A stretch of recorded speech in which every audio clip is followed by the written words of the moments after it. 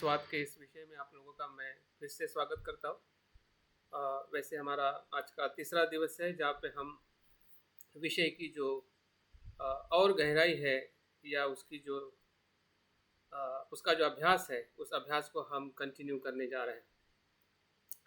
कल हमने पहले संयोजन पे बात कर रहे थे कि पहला संयोजन सत्काय दृष्टि क्या है, किस प्रकार से सत्काय दृष्टि को हमें तीन स्वरूप में देखने की ज़रूरत है कि ये मेरा है, ये मैं हूँ, ये मेरा आत्मा है। इन तीन बातों को अगर आप समझ पा रहे हैं या समझने की कोशिश कर रहे हैं तो आपकी या हमारी जो सत्काय दृष्टि है जिससे हम बंधे हुए हैं, जिसको हम बंधन कहते हैं, जिसको हम बेड़िया कहते हैं, जिसको हम संयोजन कहते हैं, जिसको हम क्लेश कहते हैं, जिसे मार कहते हैं, ये सभी और दुख का कारण भी कहते हैं। तो सब कुछ हमारे धर्म का जो जिसे हम दुख कहते हैं, दुख का जो कारण है वो यही संयोजन है जिस संयोजन को हम जानने का प्रयास कर रहे हैं। तो ये प्रयास हमारे लिए बहुत ही एक साहस का प्रयास है। जिस प्रकार से कोई साहस या बल से सेना में जाता है, बल से अपनी युद्ध को जीतता है, तो एक प्रकार से ऐसा साहस है, ऐसा हम युद्ध खेलने के लिए या युद्ध को जीतने के लिए हम आगे आ रहे हैं कि जिस मार से या जिस सेना ने हमें जकड़ा है, जिस सेना के सामने हमें लड़ना है, वो यही सेना है जिसे मार सेना कहते हैं। तो मार सेना के लिए साथ अगर हमें लड़ना है तो हमें बल, हमें शक्ति, हमें जो जागृति है या उसको समझने का साहस हमें करना पड़ेगा। अगर हम समझने का साहस नहीं करेंगे तो उसका जो आक्रमण है उससे हम प्रभावित होंगे, हमें दुख होगा, हम भयभीत होंगे और बार बार हम इस संसार में जन्म लेते रहेंगे। तो जन्म लेने का या दुखी होने का जो कारण है ये सभी मार सेना है जिसे हम संयोजन कहते हैं। और उसमें पहला जो संयोजन जो है वो सत्काय दृष्टि है। सत्काय दृष्टि के स्वरूप को और समझने के लिए हमने और उसके धर्मों को समझने का प्रयास किया कि किस में हमें सत्काय दृष्टि होती है, किसके साथ में सत्काय दृष्टि होती है। जब मैं कहता हूँ कि ये मेरा है तो किसके साथ में हम मेरा कहते हैं? पंचस्कंद के साथ में हम मेरा कहते हैं। ये रूप मेरा है, मेरी वेदना मेरी है, मेरा विचार मेरा है, मेरा संस्कार है, मेरा विज्ञान है। जो इंद्रियों से जो कुछ भी हम भोग करते हैं वहाँ से हमारी तृष्णाएं, इच्छाएं वो मेरी होती है। और सभी तृष्णाएं मेरी इसलिए होती है क्योंकि इस रूप स्कंद के साथ या पंच स्कंद के साथ मेरा भाव जुड़ा हुआ है। ये पंचस्कंदों को हम मेरा कह रहे हैं जबकि मेरा नहीं है। स्कंद जरूर है, स्कंद से हमें तृष्णा भी हो सकती है, लेकिन प्रत्यय से हो रही है, नहीं कि मैं से। जब आप किसी रूप को देखते हैं तो रूप आंखों में आता है और हमारे में अज्ञान होता है, इसके लिए तृष्णा होती है। मैं के कारण तृष्णा नहीं होती है, मेरे के कारण तृष्णा नहीं होती है। द्वेष भी आता है तो उसके लिए भी कुछ प्रत्यय है, परिस्थिति है, कारण है। मैं कारण नहीं है। मेरे वजह से द्वेष नहीं आता है, लेकिन अब मेरे वजह से द्वेष आता है। ये मेरा द्वेष है, ये मेरा लोभ है, मेरी तृष्णा है, ऐसा हम देखते हैं। वो सत्काय दृष्टि। मतलब ऐसा नहीं होता है कि मैं नहीं होगा तो दुख नहीं होगा। दुख तब भी होगा, लेकिन तब दुख मुक्त होने का मार्ग भी होगा। मैं के साथ दुख मुक्ति का मार्ग नहीं होता है। मैं तो आपको दुख में बार बार लाने का प्रयास करता है। दुख क्या होता है? दुख आपको मुक्त करने के लिए मदद करता है। दुख आपको बांध के नहीं रखता है। दुख सत्य जो है पंचस्कंद का, वो हमें संसार में बांधता नहीं है, मैं बांधता है। जब आप मेरा कहते हैं वो दुख आपको बांधता है, दुख नहीं बांधता है। दुख तो आता है और चला जाता है। दुख अपने कंडीशन से आता है, मैं से नहीं आता है, मेरे से नहीं आता है। तो ये बात अगर हमें समझ में आए कि मेरा द्वेष, मेरा लोभ, हाँ, मेरा है, जब इस दृष्टि से मैं उसको देखता हूँ, स्वीकारता हूँ या उसी के साथ मैं आचरण करता हूँ, तो वही मेरी मैं की धारणा है। मैं हूँ, ये पंचस्कंद मैं हूँ, जो हमारी पोजीशन है, एक मनुष्य की पोजीशन है। तो मनुष्य को हम कहते कि मैं मनुष्य हूँ, अहंकार से हम उस मनुष्य को देख रहे हैं, लेकिन मनुष्य मैं के वजह से नहीं है। मनुष्य जो है पांच चार धातु के वजह से मनुष्य बना है। माता पिता के संयोग के आने से मैं शरीर पंचस्कंद बना है, अहंकार से, मैं से नहीं। लेकिन मैं वहां पे क्यों आ गया? क्योंकि वहां पे हमारा सत्काय दृष्टि है। सत्काय दृष्टि से हमारा जन्म नहीं हुआ है, लेकिन हम बनते जा रहे हैं। हमारा जन्म हुआ है तृष्णा और अज्ञान के कारण, मैं के कारण नहीं। मैं तब भी नहीं था, अभी भी नहीं है और बाद में भी नहीं है।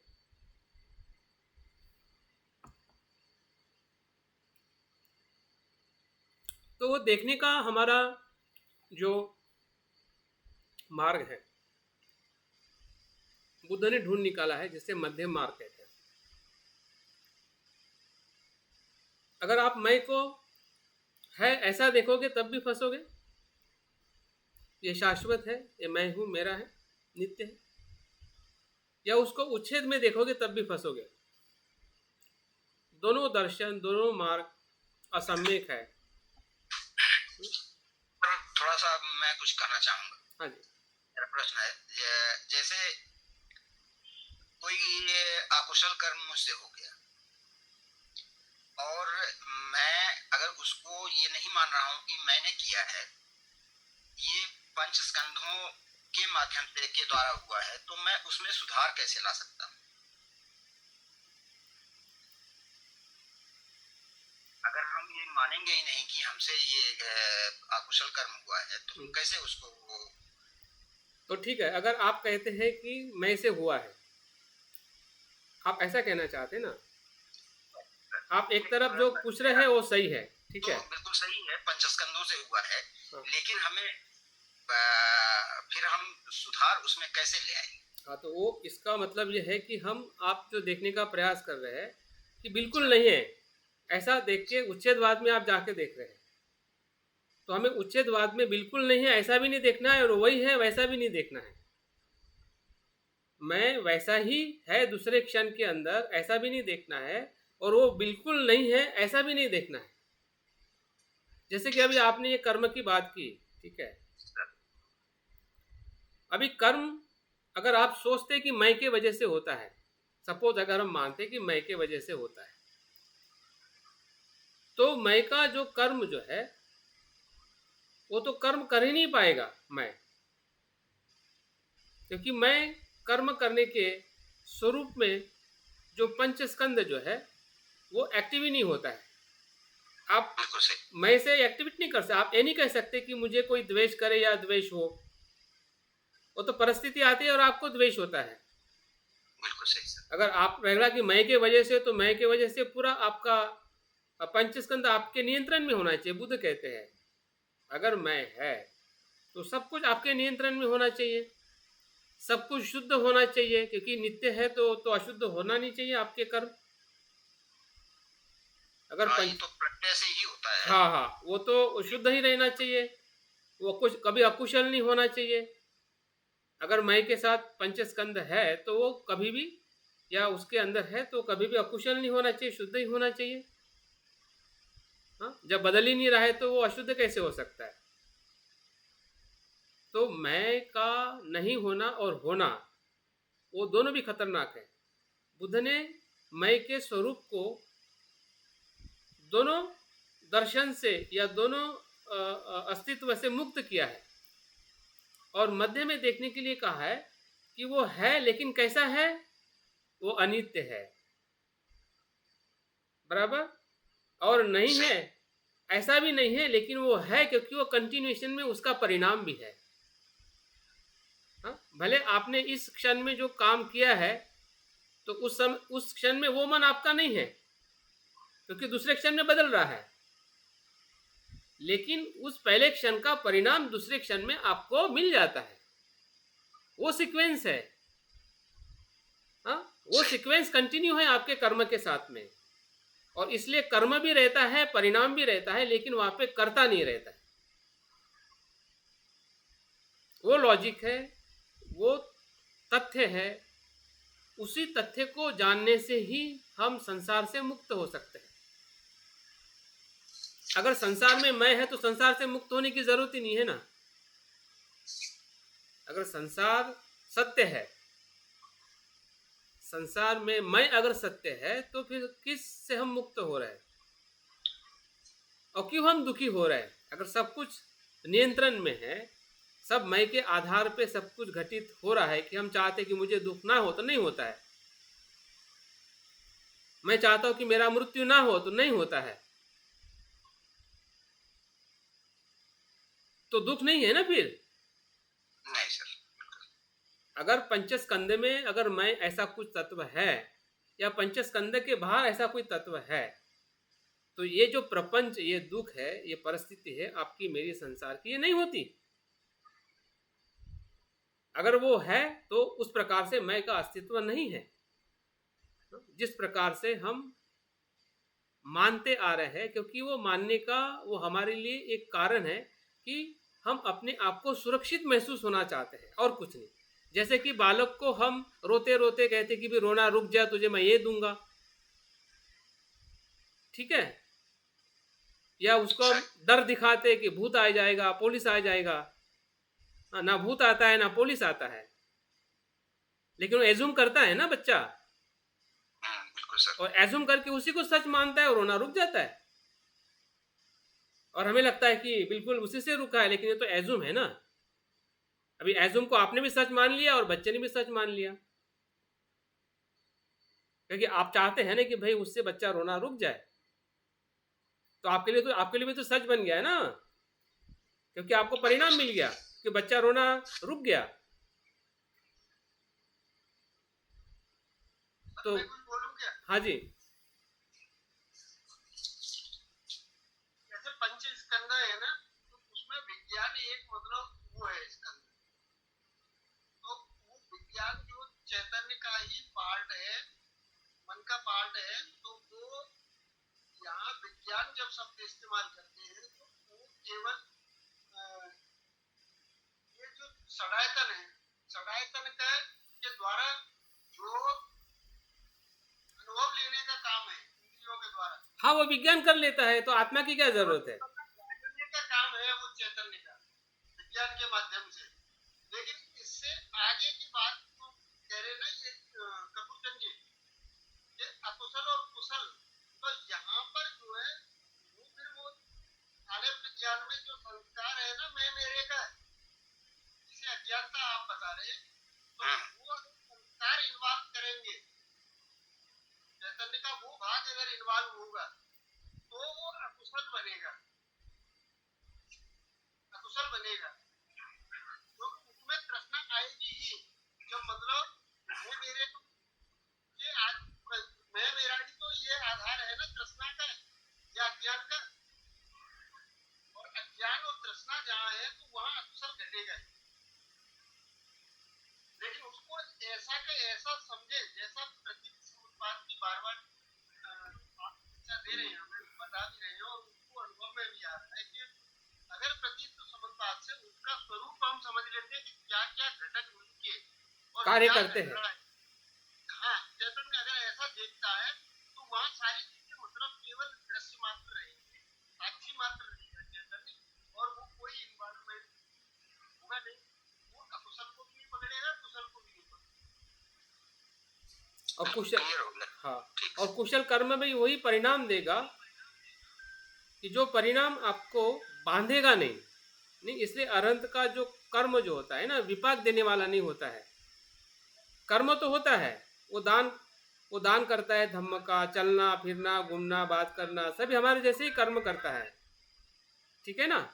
लेकिन उस कर्म को विपाक नहीं होता है जिस प्रकार से हमारे कर्मों को विपाक होता है, क्योंकि हमारे कर्म में अहंकार होता है। समझ में आया? हाँ सर। सत्काय दृष्टि का प्रमाण होता है, इसलिए हमारे कुशल कर्म भी बंधन कारक ही रहते हैं, जिस प्रकार से अकुशल कर्म बंधन कारक रहते हैं। और उसी के कारण हमारा ये जन्म, इस जन्म का दुख और सुख, और आने वाले जन्म का सुख और दुख इसी कर्म के आधार पर नियंत्रित होता है, या उसके आधार पर ही उसका अस्तित्व बना रहता है। तो इसलिए ये समस्या, ये प्रश्न हमारे सामने खड़ा होता है, विशेषतः जब बाहर के अन्य धर्म के लोग जब पुनर्जन्म की बात करते हैं कि आत्मा के आधार पर वो पुनर्जन्म को स्थापित करते हैं। तो जब बौद्ध धर्म भी आत्मा को न मानते हुए पुनर्जन्म की बात करता है, तो कैसे संभव है?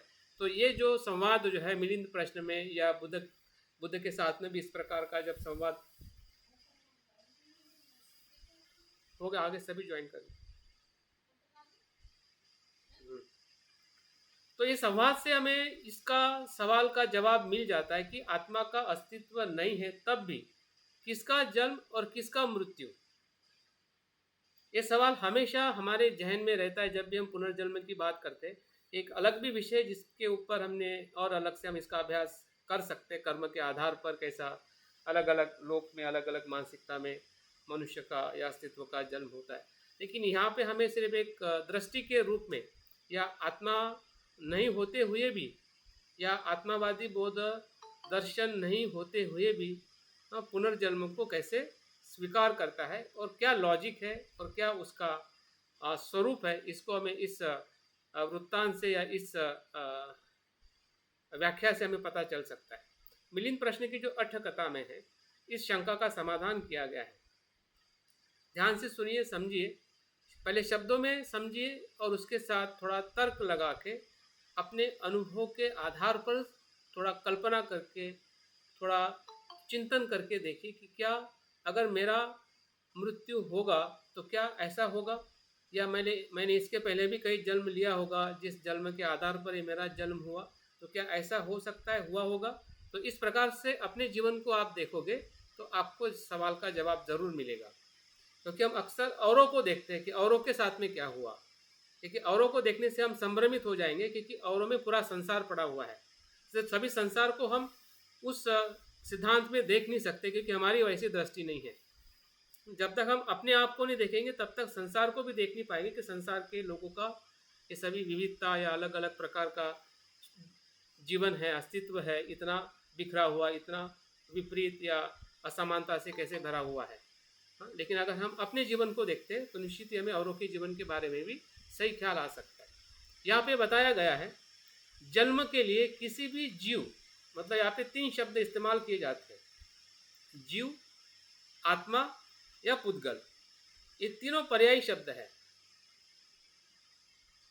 कि कल्पना की आवश्यकता नहीं है, नहीं इसका जन्म ही हो सकता है। जो आत्मा नित्य है, नित्य वस्तु का कभी भी जन्म नहीं होता है। जैसे कि आकाश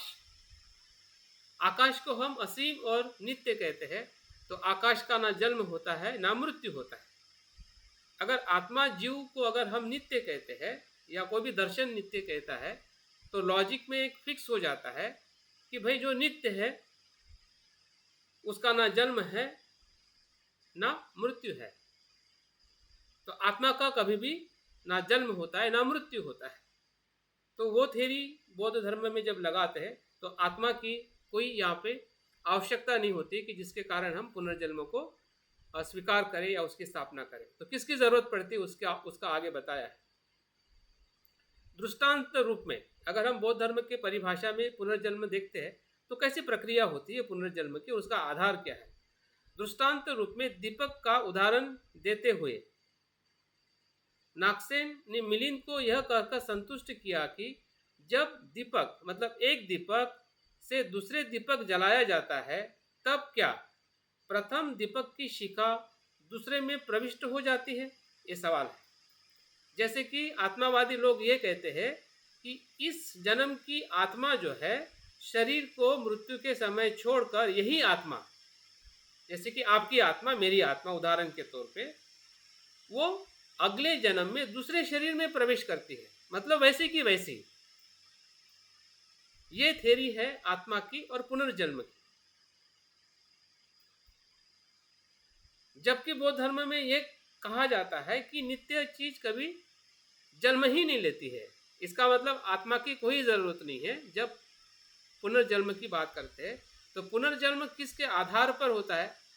अगर वो वैसा ही है जिस प्रकार से आत्मा दूसरे शरीर में धारण करती, तो उदाहरण यहाँ पे बताया गया है कि अगर हम एक दिए से दूसरा दिया जलाते हैं तो पहले दिए का जो ज्योत है क्या दूसरे दिए में जाती है कि वो इंडिपेंडेंट इस ज्योति से वो जलती है? ये सवाल है हमारे सामने। वही आत्मा उसमें जाने का सवाल ही नहीं होता है। अगर एक दिए से दूसरा दिया जल रहा है, इस जन्म से अगर दूसरा जन्म हमें मिल रहा है, हाँ, तो पहली आत्मा वो वैसे की वैसे दूसरी शरीर के आत्मा में कैसे प्रवेश कर सकती है? जैसे कि एक दिया की जो ज्योत है दूसरे दिया को जला सकती है, लेकिन ज्योत उसमें जा नहीं सकती है ना, क्योंकि उसकी स्वयं की ज्योत है। तो आत्मा के थ्योरी से, बौद्ध धर्म के सिद्धांत के अनुसार पुनर्जन्म की थ्योरी स्थापित करना बिल्कुल अनिश्चित है, वो संभव नहीं है। तो कैसे संभव है आगे वो बताते हैं। हाँ? यदि ऐसा नहीं होता तो आत्मा एक शरीर से दूसरे शरीर में प्रवेश भी संभव नहीं है। हाँ? अगर पहली दिए की ज्योत दूसरे दिए के ज्योत को जला सकती है लेकिन ज्योत को रिप्लेस नहीं कर सकती है, उसी प्रकार से ये आत्मा या इस जन्म की आत्मा दूसरे जन्म में शरीर में वो प्रवेश करने की कोई भी संभावना नहीं है। ये लॉजिक है, ये बिल्कुल सही उदाहरण है जिससे हमें आत्मा का जन्म या पुनर्जन्म बौद्ध थ्योरी से या बौद्ध दर्शन से संभव नहीं है और ज़रूरी नहीं है कि इसी के कारण पुनर्जन्म होता है। आगे इसका उदाहरण देके वसुबंधु बताते हैं। ईंधन और अग्नि के उदाहरण को लेकर वसुबंधु ने अनेक तर्क दिए हैं। उनके अनुसार, अभी देखिए पुनर्जन्म कैसे संभव या किस प्रकार से प्रक्रिया घटित होती है। ईंधन और अग्नि के अनुसार, उनके अनुसार यदि दाहक अग्नि और दाह्य अग्नि है, दाहक और दाह्य मतलब अग्नि को दाहक कहा गया है और ईंधन को उसका माध्यम कहा गया है। अगर अग्नि परिणाम है तो कारण ईंधन है। बिन ईंधन से आग नहीं लग सकती। हाँ, बिन ईंधन से आग नहीं लग सकती, नहीं जल सकती। हाँ, ईंधन है तो इन दोनों में भेद भली भांति चिंतनीय है। उसका हमें भेद करना पड़ेगा और देखना पड़ेगा दोनों के स्वरूप का अस्तित्व कैसे हम देखते हैं। अग्नि की उष्णता और भास्करता जलाती है और ईंधन के कारण रूप में होने पर अग्नि उत्पन्न होती है। अग्नि क्या करती है? जलाती है। हाँ? और उस अग्नि को कौन उत्पन्न करता है? ईंधन उत्पन्न करता है। अगर आप ईंधन ही नहीं डालो तो अग्नि किसको जलाएगी और कैसे जलेगी? हाँ? उसका जलना या उसमें उष्णता आना अग्नि में वो ईंधन के कारण ही संभव है। यदि पुद्गल का स्कंदों के साथ यही संबंध है, और पुद्गल की संज्ञा के कारण रूप में होने में उपलब्धि होती है, तो वह अनित्य और क्षणिक होगा। दोनों के संयोग से ही जो पुद्गल है, पुद्गल मतलब व्यक्ति है, जो स्कंदों के साथ में जुड़ा है, मतलब पुद्गल और स्कंद। अन्य धर्म में उसको अलग अलग बताया गया है। पुद्गल मतलब आत्मा, आत्मा का अस्तित्व स्कंद से अलग है, ऐसा कहा जाता है और इसलिए वो पुद्गल आत्मा को नित्य कहा जाता है। लेकिन बौद्ध धर्म में पुद्गल और स्कंद अग्नि और ईंधन के समान है। जिसे हम मैं कहते हैं तो मैं में ही पंचस्कंद है और पंचस्कंद है मतलब वहाँ पे अनात्म है। अनात्म है मतलब वहाँ पे अनित्य है और क्षणिक है। हर क्षण रूप वेदना संज्ञा संस्कार बदलता है। उसको अग्नि मिलती है तभी तो जीवित। आप देखिए, सांस ना लो तो शरीर जीवित रहेगा। आप बोलिए आत्मा को कि जीवित रहे, आत्मा आत्मा आत्मा आत्मा को बोले कि आत्मा तुम हो, जीवित रखो मेरे शरीर को, मैं सांस नहीं लेता हूं, तो क्या आत्मा आपके शरीर को जीवित रख पाएगी? अगर आत्मा है तो रखनी चाहिए ना, उसका अस्तित्व है नित्य, तो शरीर को जीवित रखना चाहिए। अगर उसका अस्तित्व ही नहीं है, हा? उसका अस्तित्व पंचस्कंद के साथ में जुड़ा हुआ है, इंडिपेंडेंट नहीं है, जिसको अगर मैं कहते हैं, मैं मतलब पंचस्कंद, पंचस्कंद मतलब मैं। इस प्रकार से जब हम देखते हैं तो हमारी शाश्वत दृष्टि भी टूट जाती है और उच्छेदवादी दृष्टि भी टूट जाती है। अगर जब हम मैं को स्कंद से अलग देखते हैं या मैं के साथ में देखते हैं, तो वहां पे आसक्ति आती है, उच्छेद करने से वहां पे द्वेष निर्माण होता है। जब आप स्कंद को मैं मेरा कहोगे तो आसक्ति आएगी, स्कंद को आप मेरा नहीं कहोगे, जैसी वेदना आपको हुई कहोगे कि मेरी वेदना नहीं है, मुझे नहीं चाहिए, दुखद वेदना, दुखद वेदना से क्या आएगा? द्वेष आएगा। सुखद वेदना हो गई तो आप चाहोगे कि ये मेरी है, मुझे पसंद है, तो क्या होगा? लोभ आएगा। जहां मैं है, इधर या उधर, दोनों जगह पे द्वंद्व है। लेकिन जैसे ही हम दोनों को अनात्म रूप में देखते हैं, उसके होने के स्वरूप को देखते हैं, पंचस्कंद किसी भी एक स्कंद का नाम नहीं है। 5 चीजें इकट्ठा आने से ही पंचस्कंद नाम रूप या हमारा पूरा अस्तित्व, जिसको हम शरीर मन विचार भावना कहते हैं और जिसे हम व्यवहार के रूप में हमारा नाम या मैं कह के हम पुकारते हैं, लेकिन उस नाम में, उस मैं के भीतर जो धर्म है वो अनित्य, अनात्म और असंतोष का धर्म छुपा हुआ है। उस मैं के भीतर ना नित्य है, ना मेरा है, ना सत्य है। तो इस प्रकार से जब हम मैं की जो यथार्थ परिभाषा जो है उसको जब हम देखते हैं, तब जाके हमें उसका जो अस्तित्व जो है कैसे उत्पन्न होता है, और वही हमारे मृत्यु के साथ वो वियोग होता है इसी पंचस्कंद का। और उस पंचस्कंद के साथ जो हमारे कर्म है या चेतना है, जो कर्म को एक्युमुलेट करती है, वही चेतना का जो स्वरूप जैसे पंचस्कंद में अनित्य है, तो मृत्यु के बाद में भी और पुनर्जन्म के बाद में भी वो अनित्य रूप में ही रहता है। और उसी कर्म के आधार पर जो जन्म का जो परिणाम है, फिर सुगति हो या दुर्गति हो, वो उसी चेतना के स्वरूप के साथ जो हमारा कर्म एक्युमुलेट हुआ है, उसके परिणाम के साथ हमें अलग अस्तित्व में हमारा जन्म होता है।